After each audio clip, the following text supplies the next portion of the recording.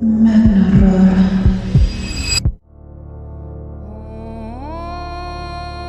hombre caminaba dentro de la niebla. Podría escuchar sus propios pasos y delante de sí parecía no haber nada, pero él caminaba y caminaba sin siquiera pensar algo, sin siquiera reflexionar, y caminó hasta que finalmente emergió de entre la niebla, una caverna enorme con una entrada oscura y fría. Entonces él lo supo con la lógica que había llegado el momento. Había finalmente llegado a las puertas del infierno. Él, tan solo una pobre alma solitaria, sabía que era su obligación entrar, no había de otra. Caminó dentro de la caverna y estaba muy oscura por dentro. Había algo pulsante y terriblemente maligno en el fondo. Podría sentir el olor de la carne podrida y entonces escuchó una voz que entró desde todos los poros de su cuerpo. Una voz inminente y terriblemente poderosa que le dijo: «Bienvenido». La pobre alma, temblando, a punto de perder la compostura y con la voz quebradiza y llorosa, le preguntó: «¿Quién eres?». La voz, intrigante pero paciente, le contestó: «Tú ya sabes quién soy». Entonces el hombre empezó a llorar. Se lamentaba porque él no entendía qué hacía ahí. Si él había sido una buena persona, ¿por qué es que alguien tan bondadoso como él había terminado en el infierno? Una vez se desahogó el hombre. Luego de varios segundos y tomándose su tiempo, la voz tan calmada y profunda le pregunta: «¿Qué esperabas?». El hombre se empezó a secar las lágrimas y sollozando reflexionó: «En la tierra dicen que el mayor truco que tú le jugaste a la humanidad es convencerlos de que tú no existías». Al escuchar esto, la voz le responde: «No. La mayor jugada que le hice a la humanidad es hacerles pensar que había alternativa». Entonces, en un colapso intenso, el hombre grita: «¡Tú eres el diablo!», a lo que la voz le corrige: «No, yo soy Dios». Dos cosas muy importantes sucedieron en el año 2075. La primera fue que la humanidad descubrió una manera para llegar al cielo, y la segunda fue el apocalipsis.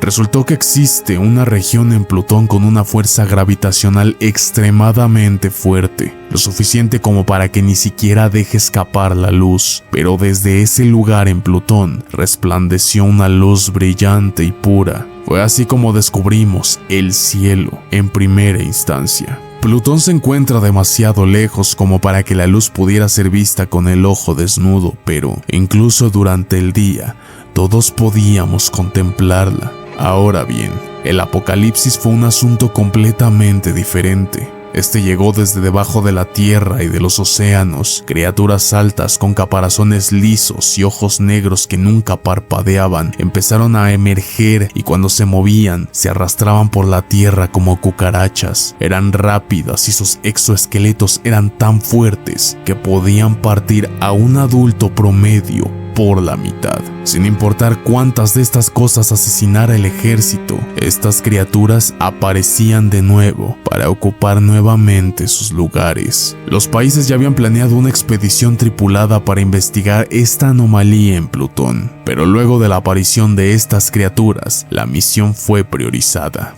Yo fui uno de los tantos pastores elegidos para acompañar a los astronautas en su viaje interestelar hacia el cielo. Mi rol oficial era proporcionar apoyo moral para la tripulación, pero creo que todos los pastores sabíamos que fuimos enviados para convencer a quien quiera que estuviera del otro lado a que nos ayudara. Siempre he sido firme con mi fe, incluso durante este apocalipsis, pero algo que escuché antes de partir me seguía molestando, sin importar cuánto intentara olvidarlo. Era una cita que decía: «Vi el rostro de Dios y estaba llorando». Supongo que me entristecía porque temía que fuera verdad. ¿Qué tal si cuando viera a Dios lo encontrara llorando porque no podía parar lo que nos sucedía? ¿Qué tal si ya estábamos condenados y algo más fuerte que Dios nos tenía a su merced? Estos pensamientos me consternaban tanto que deseaba en parte que nuestra exploración se cancelara para que nunca tuviera la certeza de una respuesta. Pero llegamos a Plutón y cruzamos hacia el otro lado. En el otro lado, vimos lo que solo podía ser descrito como ángeles y un ser que tenía que ser Dios. Era inmenso, similar a nosotros, pero tenía algo diferente. A medida que nos acercábamos, noté que él estaba viendo hacia la tierra. De alguna manera supe que era capaz de ver todo lo que estaba sucediendo. En tanto lo examinaba, todas mis preocupaciones previas fueron reemplazadas por un descubrimiento terrible. Porque vi lo que él vio. Vi las criaturas despedazando soldados demasiado jóvenes. Vi a estas criaturas aplastando los cráneos de los pequeños como si fueran uvas. Las vi desmembrando familias enteras. Pero también vi el rostro de Dios. Todo esto mientras él contemplaba la barbarie. Vi el rostro de Dios y él estaba sonriendo. Incluso ahora me pregunto si no fue ese condenable frío siberiano el que nos arrojó al hechizo de la histeria colectiva y la alucinación compartida. ¿Qué más podría explicar la realización en carne viva de aquellas horribles palabras de Nietzsche? Está muerto y nosotros lo hemos matado. Ni siquiera me atrevo a pronunciar su nombre.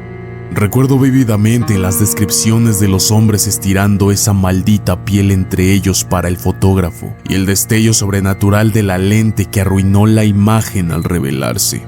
Algo que ninguno de ellos presenció en el momento. De ningún modo soy un hombre devoto. Fui criado en una época de razón y ciencia y nunca me incliné hacia la religión. Pero irónica y estúpidamente, ahora quiero tener algún poder al cual acudir, alguien ante quien postrarme, alguien a quien suplicar misericordia. Ahora que podemos estar seguros de que, en el vasto cosmos más allá del alcance de nuestros instrumentos astronómicos, no hay nada que responda, salvo un silencio aullante. Entiendo que he visto cosas durante las guerras en las que ningún hombre debería haber presenciado y creo que nadie podría haberlas visto.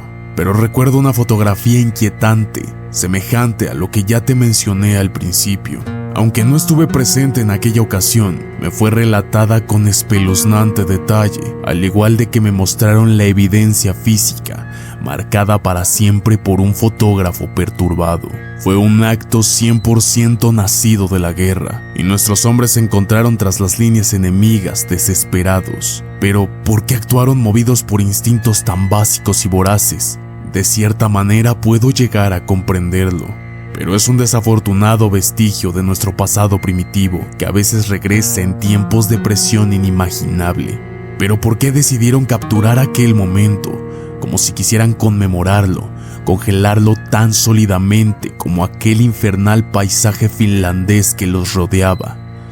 Eso es lo que no sé. En dicha fotografía, sostenida entre varias ramas y estirada por las manos de algún soldado oculto, se encontraba la piel de un antiguo camarada. El efecto era como las alas pálidas de un ángel o de algún murciélago monstruoso y demasiado humano suspendido entre los árboles. En un carro cercano yacían los pedazos restantes, una porción de la pierna, una mano congelada y lo más terrible de todo, la cabeza de un hombre traicionado por sus compañeros, con los ojos cerrados al frío profundo como si durmiera plácidamente. Este pobre desgraciado no debía tener más de 20 años, y como estas, he presenciado muchas más atrocidades durante la guerra, pero todo parece ahora un recuerdo lejano, restos de un tiempo más inocente. Solo traigo a la memoria aquellas malditas imágenes de la barbarie humana porque palidecen en comparación con lo que conseguimos en aquella expedición. Nos enviaron a una misión a un país tan inhóspito sin ningún propósito alguno. Un colega, de nombre Richard Tater, propuso una hipótesis tan absurda como su fervor religioso. Siendo un hombre tanto de ciencia como un devoto católico, sus creencias nunca lo abandonaron, ni siquiera al alcanzar la prominencia como geólogo e historiador. Ambos éramos veteranos de guerra y habíamos tenido la desgracia de sobrevivir para ver los primeros estallidos de la tercera, la cual fue iniciada en algún país remoto oriental, prometiendo ser peor que sus predecesoras. Me confió su creencia de que Dios había abandonado a la humanidad a su suerte, como lo evidenciaban las sucesiones de guerras y horrores como el gas mostaza o la bomba atómica. Le pregunté en un tono de broma qué hacía Dios entonces con todo su tiempo eterno, si es que ya no observaba el panorama de la Tierra.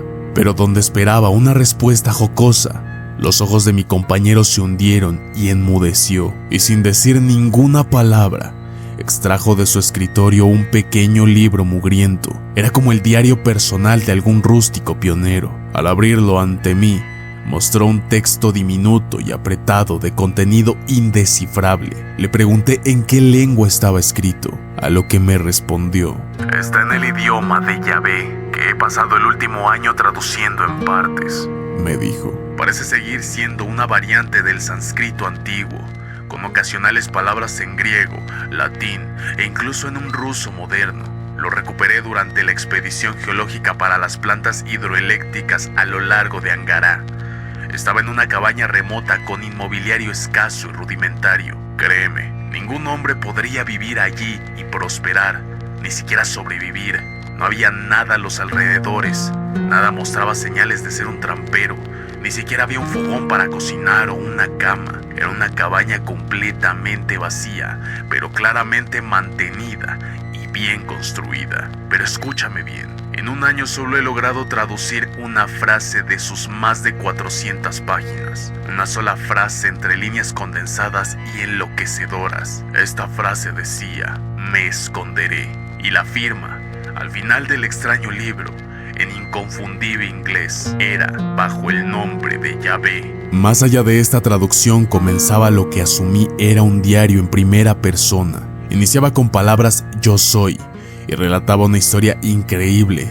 Era como una mitología oscura y olvidada. Que estas palabras hubieran nacido de la imaginación de Richard me repugnaba por alguna razón. Realmente parecía que se había convencido a sí mismo de estar traduciendo las memorias del mismísimo Dios encarnado, quien habría descendido del cielo, tomado forma mortal como su hijo antes que él, y se habría ocultado en los bosques, tan lejos de la humanidad como le fuera posible, todo para registrar y luego olvidar su creación bastarda.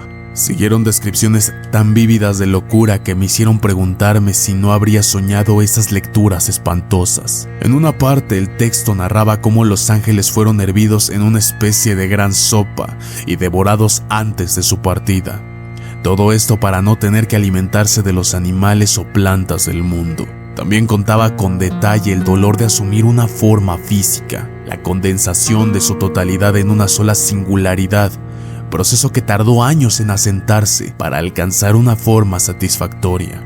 Describía esos años como deambulaciones líquidas, un espectro de neblina sangrienta y efusión incipiente que rondaba los bosques. Hablaba de las guerras con una indiferencia tan apática que me pregunté cuán cruel debía ser una entidad capaz de describir el sufrimiento con total desdén. A medida que el discurso continuaba, se transformaba en un delirio de longitud excepcional. Una y otra vez, este Dios autor insistía que no tenía culpa, que él era inocente, totalmente inviolable en todos los aspectos. La degradación de su conciencia suprema, reducida a una simple masa de grasa e impulsos eléctricos, era lo que lo torturaba, y parecía haberle instalado una especie de demencia. De todos los hombres, se enorgullecía y alababa a los Hitlers, a los Stanleys, a los Gengis Khan, a tantos carniceros sin nombre que llenan nuestros titulares con actos grotescos de depravación contra sus semejantes. Para este Dios, ellos tenían la llave del cielo. Al llegar a esta parte, arrojé el libro dispuesto a marcharme de inmediato, pero Richard se irguió tan pronto y tomó mi mano. Me miró a los ojos con una determinación férrea, no con la tristeza sin rumbo que me había mostrado antes. Por favor, lee el resto. Tienes que terminar el texto, me decía. Entonces entendí que él no tenía intención de permitir nuestro regreso hasta que yo cumpliera con su exigencia, y temí por su estado si me rehusaba. Así que comencé a leer la última parte del libro, y su contenido me despojó de toda razón y racionalidad, tal como su creación evidentemente lo había hecho con el pobre Richard. Este Dios narrador no daba año, pero pude deducir por las descripciones, ya que mencionaba campos de trabajo, que era poco después de la Segunda Guerra Mundial. El Ejército Rojo lo había encontrado por azar, solo, y de inmediato supieron que estaban presenciando el mismísimo rostro de Dios. Aunque ese rostro fuera un revoltijo de ojos, nariz, barba y cabellos enmarañados, una figura completamente despojada de divinidad. Los militares y científicos no lo contemplaron con asombro, sino con terror, y no cayeron a sus pies para adorarlo y llorar, sino que lo encadenaron como un prisionero y lo arrestaron a una instalación. Tal era su deterioro en ese punto que no pudo resistirse. Un odio innato embargó a sus captores. Alguna repulsión primordial hacia su hallazgo los impulsó a continuar. Incluso los científicos encargados de analizar a este espécimen, con la esperanza de que escondiera secretos útiles para los soviéticos, aceleraban sus tareas y solo se acercaban al extraño con camisa de fuerza con timidez, pero no por miedo, sino por asco. Algún valor científico pareció extraerse de él, y más había por descubrir, pero los oficiales ya no quisieron continuar investigando. Durante 10 años lo ejecutaron una y otra vez. Esta criatura, de ojos opacos que aún se llamaba a sí mismo Yahvé, cuando todavía podía hablar, sobrevivió al pelotón de fusilamiento, se retorció colgando del nudo durante meses cuando lo ahorcaron, soportó el fuego y la electricidad de la silla eléctrica, pero cada nueva tortura parecía desgastar poco a poco la voluntad de aquel prisionero temido. Finalmente, varias explosiones de hidrógeno detonadas en sucesión lograron debilitarlo. Aquello ya era una gran masa quemada y su condición era tan catastrófica que cuando un oficial se acercó, bastó con un disparo en su cabeza para acabar completamente con él. Oficialmente, declararon que lo ejecutaron por crímenes contra la humanidad. Al terminar de leer esto, empecé a temblar. Iba y venía en mis sentidos. Reuní la suficiente fuerza y rigor científico para preguntarle a Richard cómo había continuado esa narrativa, si supuestamente su autor había sido atado y torturado. Fue entonces que Richard me respondió sin emoción alguna. Ellos le permitieron seguir escribiendo, documentar todo lo que le hacían, y escribió hasta el final, hasta que simplemente empezaron a detonar las bombas y se llevaron su diario. Entonces, él supo que moriría. Después de esta experiencia pasaron los años y no volví a ver a Richard. Simplemente me he quedado especulando de qué pudo haber sido de él desde aquella espantosa excursión. Ha desaparecido completamente y temo lo peor. Incluso ahora, empiezo a cuestionar mi propio recuerdo de los hechos, y al no contar con el único testigo capaz de verificar mi memoria, es difícil acercarme a la verdad. Consulté con un amigo personal que ocupa un alto cargo en el ejército ruso, y solo se empezó a reír de mí ante mis vagas preguntas, y no lo culpo. Por supuesto que semejante locura jamás ocurrió, y si por alguna posibilidad inconcebible lo hizo, no existe registro alguno de ello. Antes de su huida, Richard se llevó consigo aquel diario y sus aparentes traducciones. Ya nada queda de aquel suceso, salvo lo que cuento ahora. Verdaderamente pensé en enterrar todo el asunto en los rincones más oscuros de mi mente, aceptarlo como la triste decadencia de un hombre que alguna vez fue brillante. Pero una cierta sospecha sutil y persistente, aferrada a los bordes de mi envejecida imaginación, me obliga a preservar esto para la posteridad, incluso si sospecho que pronto esta acción será en vano. Les ruego me perdonen si es que me empiezo a poner filosófico, pero tal vez sea apropiado para cerrar este relato, pues si aquella cosa cuyo nombre me niego a pronunciar fue asesinada por crímenes contra la humanidad, y sin embargo nuestro mundo continúa, no quiere decir eso que hemos sido liberados de alguna forma de una especie de mal grande e incomprensible que nos dominó desde los albores del tiempo. ¿No deberíamos ver esto como un nuevo amanecer sobre nosotros, como proclaman en sus cantos muchos jóvenes esperanzados? Si es cierto que la fuente fue cortada, entonces ¿desde dónde emergen ahora los nuevos terrores? ¿Por qué el mundo no se desvaneció simplemente como lo hizo Richard? ¿Y por qué? Al acostarme por las noches y mirar hacia el vacío sin fin en los cielos despejados, mis ojos cansados perciben que cada vez hay menos estrellas con cada día que pasa. Solo llego a la conclusión de que ya lo habíamos encontrado. Dios está muerto y nosotros lo matamos.